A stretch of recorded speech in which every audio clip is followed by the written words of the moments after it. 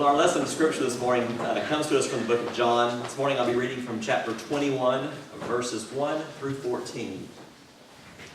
Hear now the reading of God's holy word. After these things, Jesus showed himself again to the disciples by the Sea of Tiberias. And he showed himself in this way. Gathered there together were Simon Peter, Thomas called the twin, Nathanael of Cana in Galilee, the sons of Zebedee, and two others of his disciples. Simon Peter said to them, "I'm going fishing." They said to him, "We'll go with you." They went out and got into the boat, but that night they caught nothing. Just after daybreak, Jesus stood on the beach, but the disciples did not know that it was Jesus. Jesus said to them, "Children, you have no fish, have you?" They answered him, "No." He said to them, "Cast the net to the right side of the boat, and you will find some." So they cast it, and now they were not able to haul it in because there were so many fish. That disciple whom Jesus loved said to Peter, "It is the Lord." When Simon Peter heard that it was the Lord, he put on some clothes, for he was naked, and jumped into the lake. But the other disciples came in the boat, dragging the net full of fish, for they were not far from the land, only about 100 yards off. When they had gone ashore, they saw a charcoal fire there, with fish on it and bread. Jesus said to them, "Bring some of the fish that you have just caught." So Simon Peter went aboard and hauled the net ashore, full of large fish, 153 of them. And though there were so many, the net was not torn. Jesus said to them, "Come and have breakfast." Now none of the disciples dared to ask him, "Who are you?" because they knew it was the Lord. Jesus came and took the bread and gave it to them, and did the same to the fish. This was now the third time that Jesus appeared to the disciples after he was raised from the dead. This is the word of God for the people of God. Thanks be to God.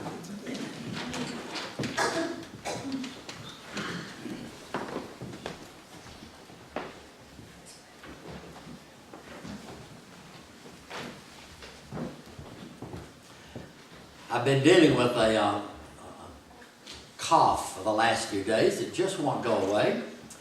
So my gift to you this morning is about a sermon normally half the length that you have to endure. But don't get used to it. It won't happen next week. It's a couple of days after the resurrection. Jesus' disciples had gone back to Galilee, and he makes a surprise appearance. They are fishermen, after all. Everything in their world is upside down. They don't know what to do, so they just go back to doing what they've always done. What's the situation? Well, Jesus was dead, and Jesus is no longer dead, maybe. Which means Jesus is alive, probably, but they aren't sure. Jesus may have been resurrected, and they have no clue what resurrection would be like. So they're in limbo. So they've gone back to the Sea of Galilee to what they know, which is fishing. Jesus shows up, and there's this conversation in the early morning hours, in the dim light between a shadowy stranger on the shore and the fishermen out in the boat, and it's back and forth, and they gradually become aware that the stranger they're talking to just might be, in fact, probably is Jesus, and they beach the boat, and they cook breakfast, and after the fish are cooked, Jesus takes one of the fish and in his hands, and he breaks it.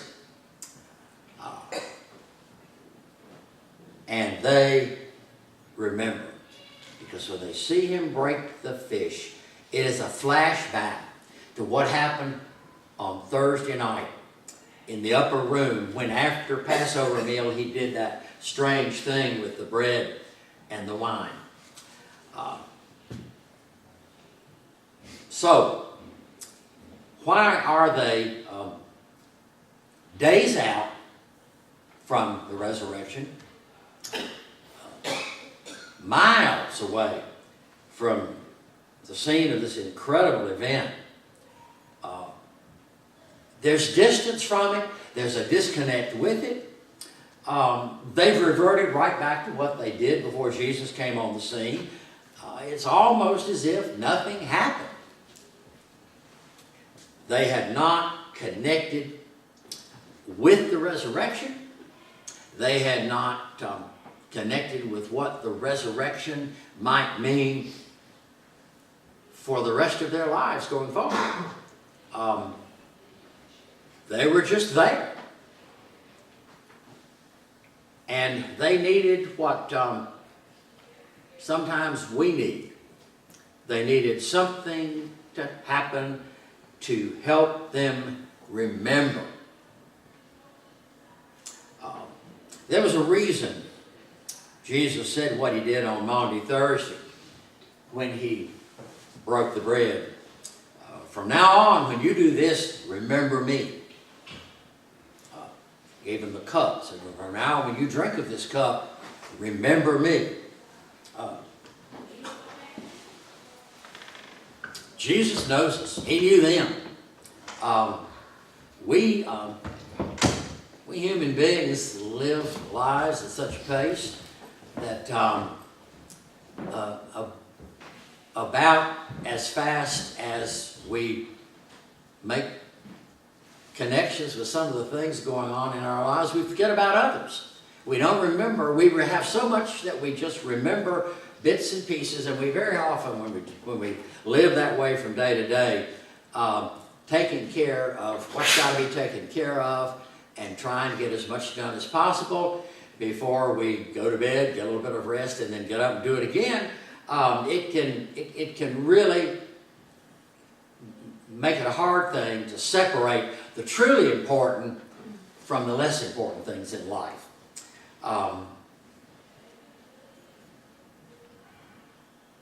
What do we need to remember? We need to remember that Jesus came here for us, that Jesus lived among us, that Jesus died for us, and that Jesus was raised from the dead for us. That's the single big deal in life that makes life truly worthwhile and makes the difference for us. They weren't connected. All of this had happened, but they hadn't connected the dots. They said, well, what are we going to do? Jesus said, at some point y'all go up to Galilee and I'll be back with you. Well, we went up to Galilee. What are we going to do? We might as well go fishing. So they got up that morning. They started fishing about nighttime. And they had been fishing all night long. And pre-dawn comes, and there's a shadowy figure standing on the shore. And they're out a little bit. And this voice calls out. It says, hey, y'all. What you doing? And Andrew, I can imagine Andrew turning to his brother Peter and saying, just our luck. Everything else has happened to us. And after everything else, looks like the game warden has shown up. And said, when we left the house last night to come down to the boat, I think every one of us fishing permit was on the counter. And so the stranger, Andrew maybe wants to throw the stranger off, if it is the game warden. So he says, we fished all night and we haven't caught a thing. What he's hoping the stranger won't say is, well, why don't y'all come on over closer to shore so I can look in your boat? But the stranger doesn't do that. The stranger says, why don't you throw the net out on the other side? And when the stranger says, why don't you throw the net out on the other side of the boat, that causes Peter to remember. What does Peter remember? Peter remembers those exact same words spoken in the early morning hours 3 years ago on the day that he was fishing and that Jesus called him to be one of his disciples. And we don't know if Andrew clued in, but Peter certainly got it. And we don't know how far away the stranger is, but Peter suddenly realizes that something is happening that is incredible and that he's trying to connect with, and he wants to get the other disciples on board with him. And Peter, being Peter, you can almost hear him whispering in a too loud whisper, which is the only, we all have friends that when they whisper something, anybody within a block will hear it. Peter strikes me as one of those people. Wasn't much subtle about him. You can almost hear him out there in the boat saying, Andrew, be quiet. That's Jesus. They beach the boat, take some of the fish out.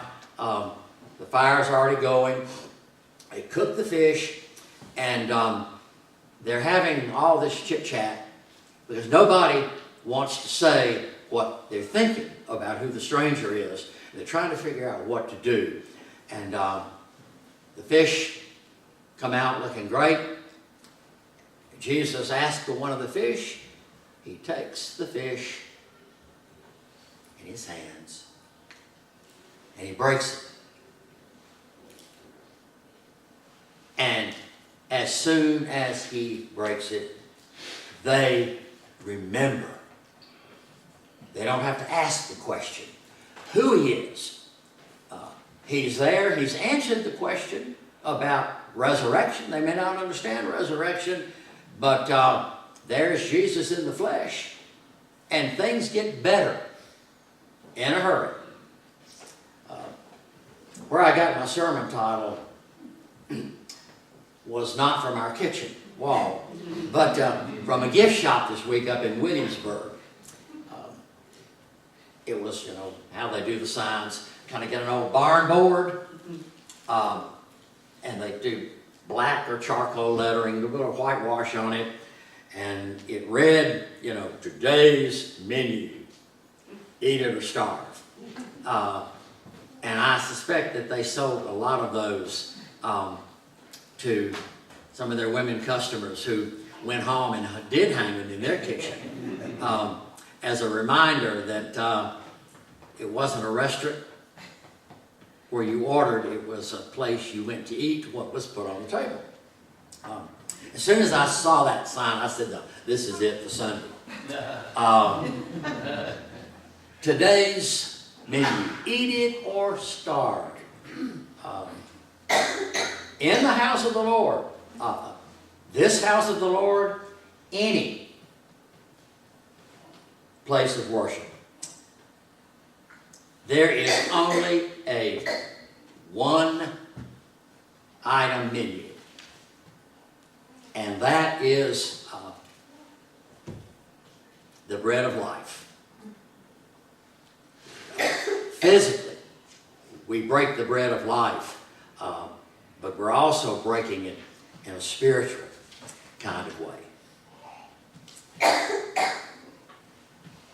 In the world we live in, given the lives we live in, it's important that we remember where we find the bread of life,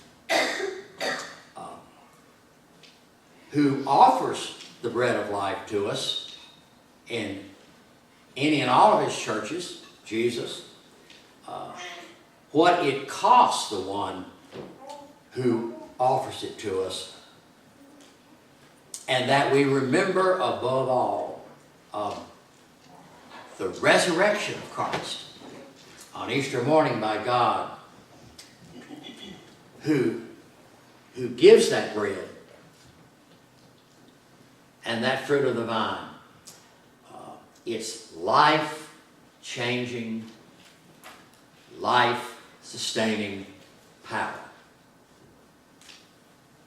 here we are.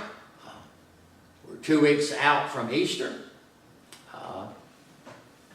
Lots happening in our lives, lots getting ready to happen, which we don't know about, but in due time we will find out. We deal with a lot. We live very fast-paced lives, and Easter has a way of kind of fading in the rearview mirror as we're kind of moving on down the road, and that is the worst thing that can happen to us. Because in the world we live in, and the lives we live, we need the presence and the power and the reality of Easter with us each and every day. So we can be the best person that we are called to be. And how do we do this? We do it by staying in touch with our spirituality, by staying in the touch with the one who lived for us, who died for us, and who was raised by God for us. The invitation as you come to communion this morning is to remember that and let it make the difference in your life each and every day, and let each day